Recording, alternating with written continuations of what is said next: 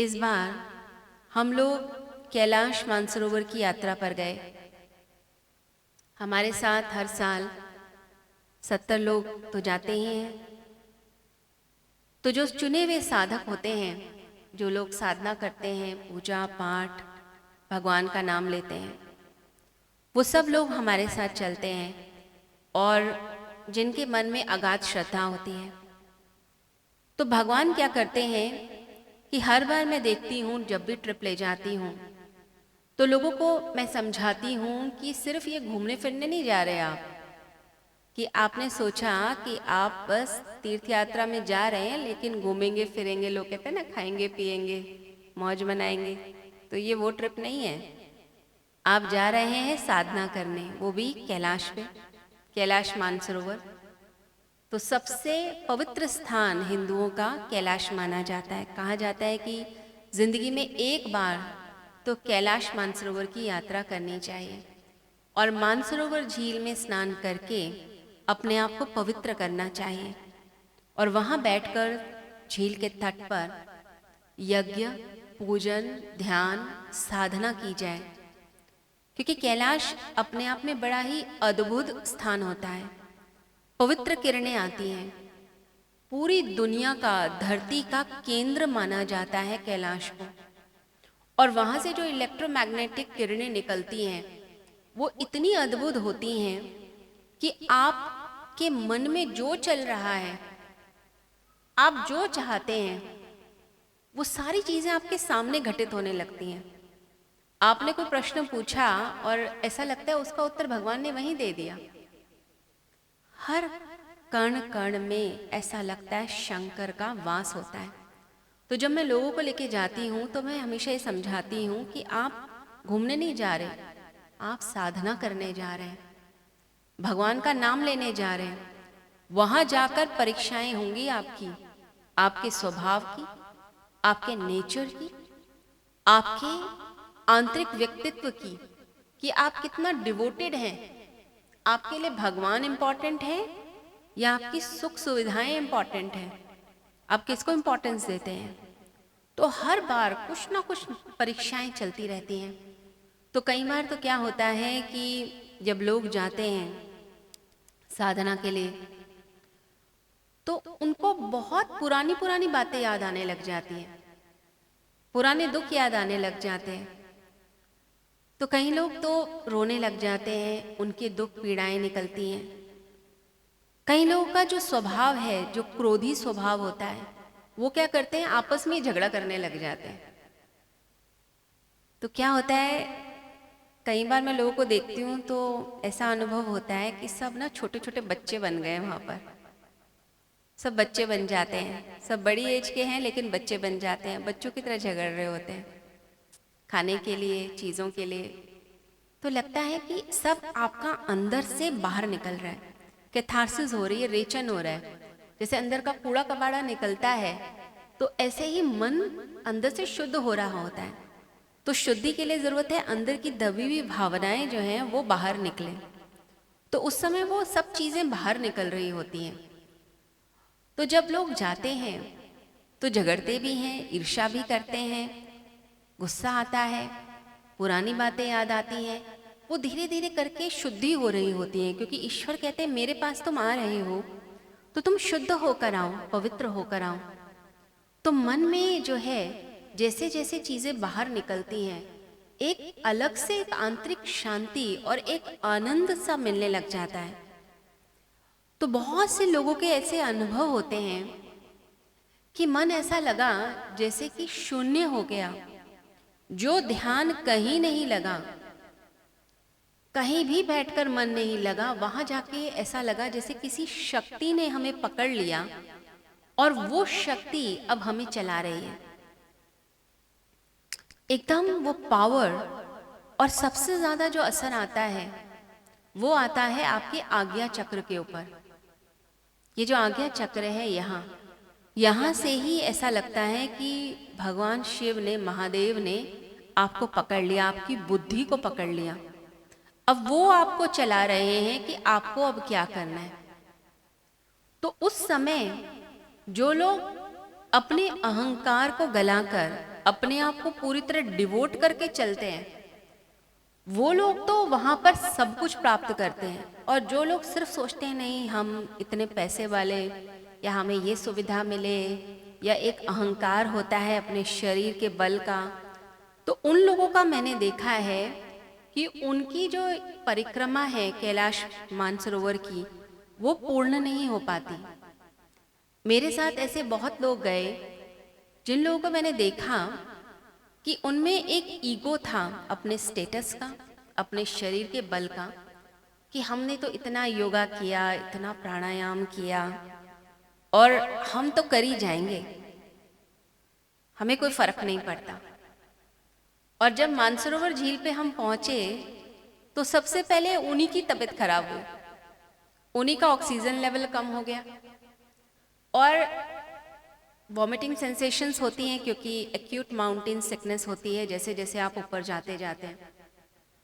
तो उनको वापस भेजना पड़ा कि अब नीचे जाओ, कि अब आपकी तबीयत जो है ना खराब हो रही है। और वो हैरान कि हमने तो इतना कुछ किया था। और मेरे साथ एक महिला जो 70 साल की थी, और जिसे देखकर लग ही नहीं रहा था कि ये महिला जो है इतनी हाइट पे चली जाएगी। मानसरोवर झील पे भी उसने साधना की, कुछ नहीं हुआ, ऑक्सीजन लेवल नॉर्मल। उसके बाद कैलाश परिक्रमा के लिए भी उसने जिद की कि मैं जाऊंगी। तो मैंने कहा ठीक है चलिए, जहां तक चल सकते हैं। तो उसने पैदल पूरी परिक्रमा का संकल्प लिया, और पूरी परिक्रमा उसने मेरे साथ की। और जब परिक्रमा फिनिश हुई तो जितने यात्री थे, जो 70 यात्री थे, वो तो सबके सब पीछे रह गए, और वो लेडी फर्स्ट आ गई 70 ईयर ओल्ड होके भी। मैंने उसे देखकर कहा कि आप तो आयरन लेडी हो, कमाल कर दिया आपने।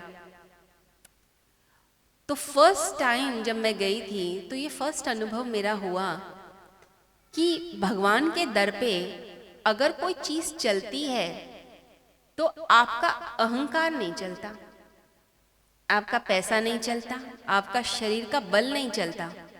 अगर चलता है तो वो आपकी श्रद्धा चलती है। अगर वो श्रद्धा है तो आप सब कुछ कर जाएंगे जिंदगी में। और देखकर ऐसा लगा कि ऐसी चीज, ऐसा स्थान तो मैंने अपनी जिंदगी में कहीं नहीं देखा। मैं पूरी दुनिया घूमी, अलग अलग जगह पे गई, लेकिन कैलाश पर जो मेरे अनुभव हुए वो अपने आप में दिव्य थे। इस बार भी जब हम गए तो भी बड़े अलग अनुभव रहे, क्योंकि काठमांडू में जैसे आपको पता ही है, वहाँ पर एक जेनजी का मूवमेंट स्टार्ट हुआ, यूथ मूवमेंट स्टार्ट हुआ था। तो इतना जो है आसपास का माहौल, इतना वायलेंस, और वहाँ पर जैसे आग लगा दी गई होटलों में भी, और वहाँ की कोर्ट में आग लगा दी गई, मिनिस्टर्स को पकड़ पकड़ के पीछा कर रहे थे, मार रहे थे। तो बड़ा अजीब सा माहौल था। लेकिन मैं देख रही थी कि जो हमारे साथ यात्री गए थे और जो लोग ध्यान कर रहे थे, पूजा कर रहे थे, उन सभी का वो जो विश्वास था कि कोई हो ना हो, चाहे यहाँ गवर्नमेंट हमारा साथ दे ना दे, पुलिस साथ दे ना दे, कोई हो ना हो, लेकिन हमारे साथ वो ईश्वर है जो हमारी रक्षा कर रहा है, वही है जो रहेगा। और कमाल ये रहा कि वो जो विश्वास था, उस विश्वास ने ही विजय दिलाई। और जो ट्रिप हमें लग रहा था वो हो ही नहीं सकता, वो ट्रिप इतना हमारा सफल ट्रिप रहा इस बार का कैलाश का, कि हम भी देखकर हैरान थे कि ये तो अद्भुत हुआ। और आगे भी जैसे जैसे हम चलते चले गए, वहाँ भी हमें जो है कई चैलेंजेस आए। चाइना ने मना भी कर दिया था कि आप यज्ञ नहीं कर सकते, क्योंकि चाइना गवर्नमेंट चाहती नहीं है कि आप बहुत सारे यात्री वहाँ पर आएँ, तो यज्ञ के लिए मना किया हुआ था। और उसी दिन सोमवार था और सभी चाहते थे कि हम जो है वहाँ बैठकर पूजन करें, यज्ञ करें। तो हमने कोशिश करी, तो थोड़ी सी हमारी कोशिश के बाद किसी ग्रुप को अलाउ नहीं हुआ यज्ञ करना, लेकिन हमारे ग्रुप को अलाउ हो गया यज्ञ करना। ये सबसे बढ़िया चीज़ रही। हमारे सभी यात्री जितने थे, साधक जितने थे, सब ने बड़ी प्रसन्नता से यज्ञ किया, पूजन किया। भगवान के हमने जो है 108 नाम बोले, फिर वहाँ माँ मृत्युंजय का जाप किया गया, साधना मैंने कराई, सबने स्नान भी किया। और रात्रि में देव दर्शन होते हैं, तो कहते हैं कि देवता उतरते हैं, तो देवताओं की वो जो रोशनियाँ हैं, और आपको हैरानी होगी वहाँ कोई लाइट नहीं है, दूर दूर तक कोई बिजली नहीं है, लेकिन रात में आप झील के किनारे जब बैठ जाएंगे तो दो रोशनियाँ प्रकट होती हैं।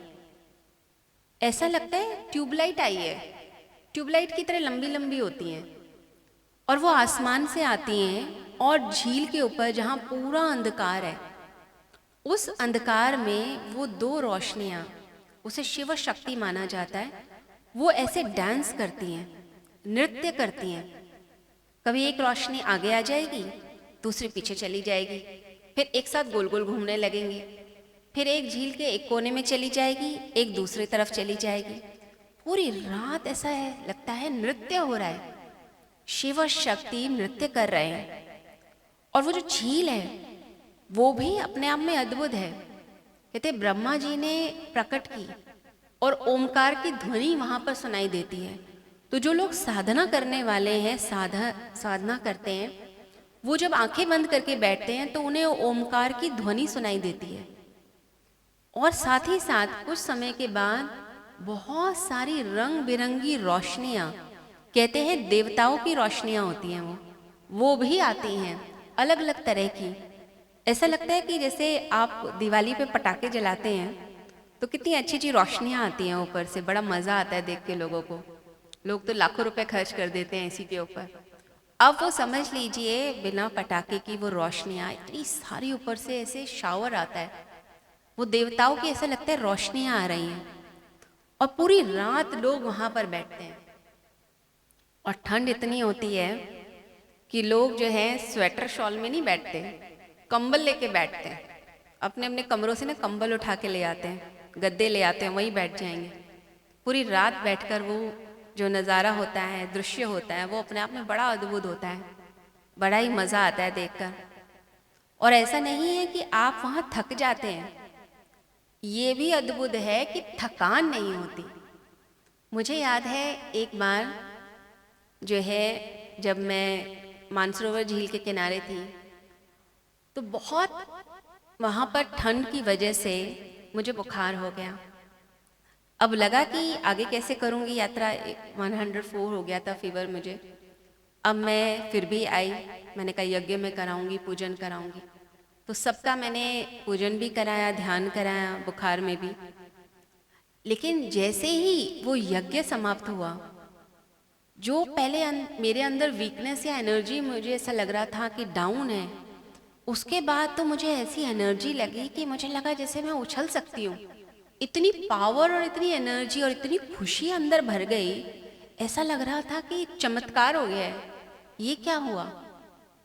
और तब समझ आया कि यहाँ पर इतना सा भी कोई बैठकर पूजा करता है तो कितनी एनर्जी उसको मिलती है, और शरीर आपका स्वस्थ हो जाता है, आप हील हो जाते हो।